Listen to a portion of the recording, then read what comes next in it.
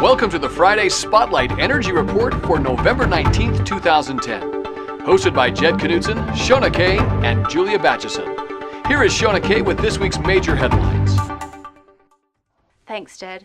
7 months ago, we first heard the news that an oil rig had exploded in the Gulf, and massive amounts of oil were literally spewing into the waters.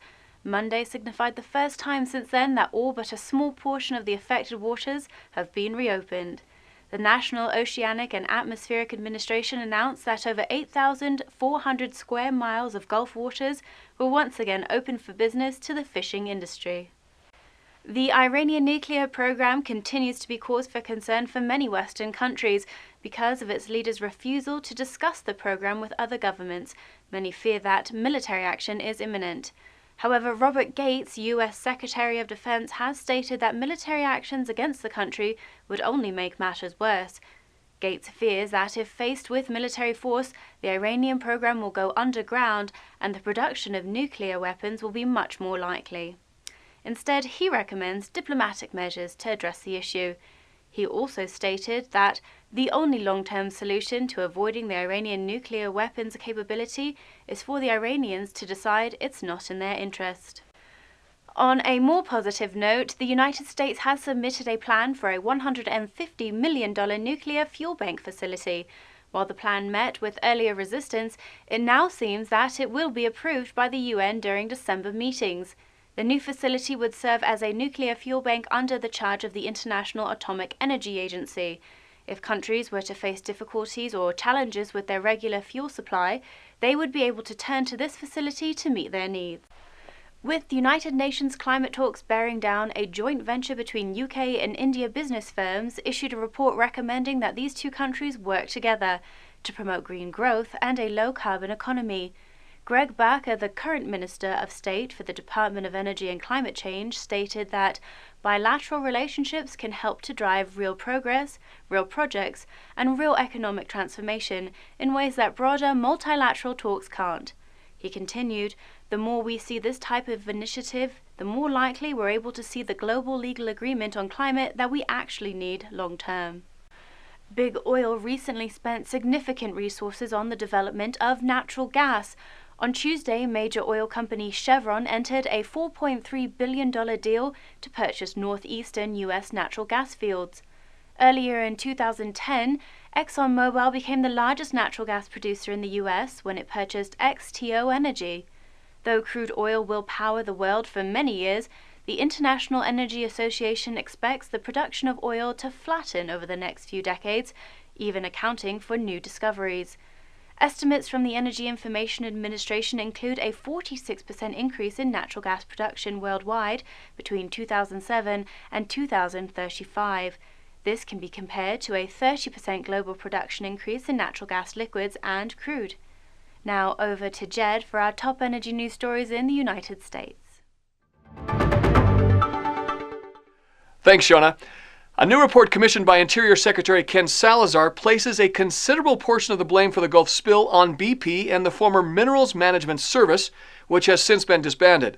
The report did not state that there was a single reason for the spill, rather a collection of bad decisions and discipline by management were to blame.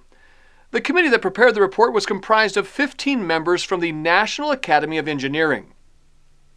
This week, the first of two planned public comment sessions was opened regarding proposed changes to the energy efficient and sustainable building rating system used by the U.S. Green Building Council.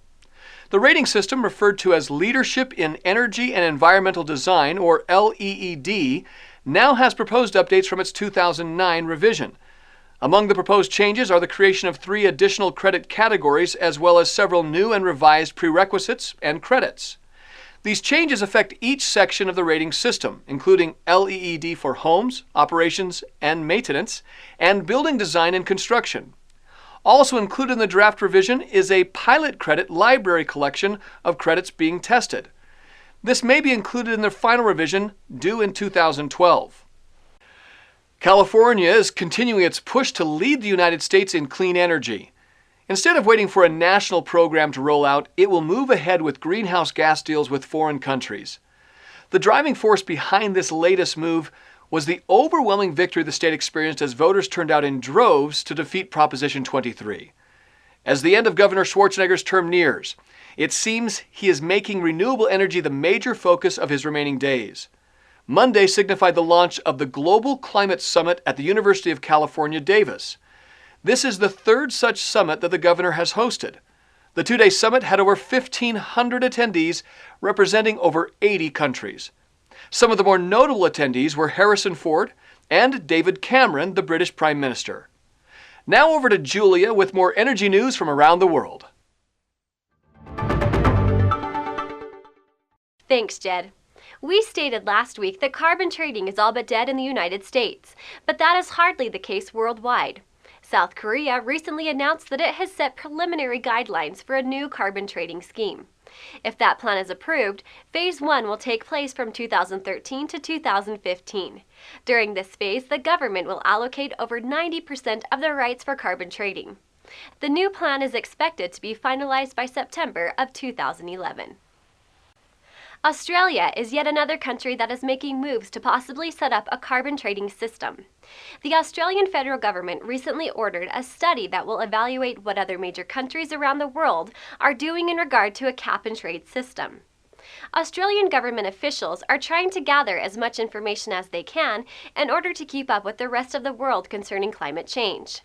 Said Climate Change Minister Greg Combet, "I think it's important in the context of putting a price tag on carbon pollution in our own economy that we have the best, most rigorous information available about effective carbon prices in economies with which we trade."